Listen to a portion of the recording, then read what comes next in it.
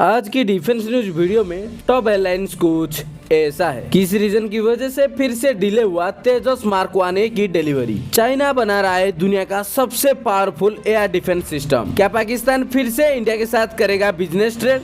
India और UK के बीच बढ़ रहा है डिफेंस कोऑपरेशन। 28 मार्च को तेजस मार्क 1 फाइटर्स अपना पहली उड़ान को सफलतापूर्वक कंडक्ट किया है और ये कंडक्ट किया गया था बेंगलुरु में एचएल फैसिलिटी से।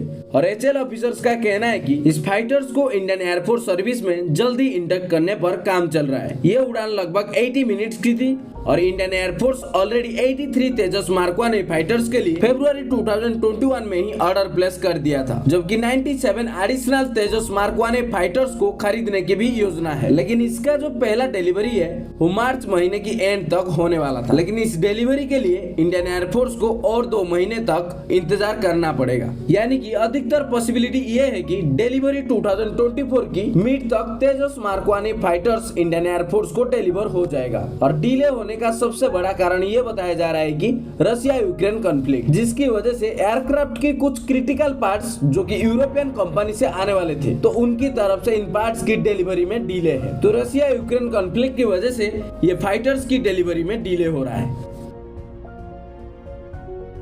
चाइनीज रिसर्चर ने कथित तौर पर एक game changing air defence system को तैयार किए हैं। ये long range hypersonic solid fuel missile. South China morning post के एक रिपोर्ट के अनुसार ये मिसाइल 1240 माइल्स यानी कि 2000 किलोमीटर की रेंज का दावा करते हैं।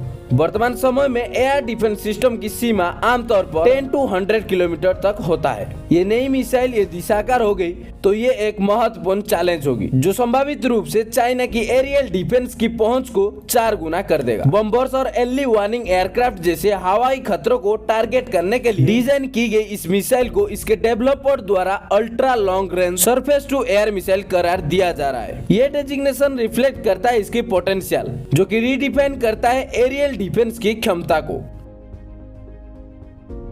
पाकिस्तान ने गुरुवार को क्लैरिफाई किया कि भारत के साथ व्यापार संबंध को फिर से शुरू कराने की उसके कोई योजना नहीं है। भारत सरकार द्वारा जम्मू कश्मीर की विशेष स्थिति को रद्द कराने के लिए संविधान की आर्टिकल 370 को हटाने के बाद 2019 से ये इंडिया पाकिस्तान ट्रेड बंद है। पाकिस्तान के फॉरेन ऑफिस की ओर से ये क्लैरिफिकेशन ने नई फॉरेन मिनिस्टर इश्क दार द्वारा लंदन में कहे जाने की कुछ दिनों बाद ये आया है कि पाकिस्तान भारत के साथ व्यापार संबंध को रिस्टोर करने पर गंभीरता से विचार करेगा, जो अगस्त 2019 से निलंबित है। फॉरेन मिनिस्टर 23 मार्च को लंदन में एक कॉन्फ्रेंस के दौरान पाकिस्तान की कारोबार की उत्सुकता पर प्रकाश डाला, भारत के साथ व्यापार गतिविधियों को फिर से शुरू करने के लिए इसके प्रति डिप्लोमेटिक रुख में संभावित बदलाव का संकेत देता है पड़ोसी देश।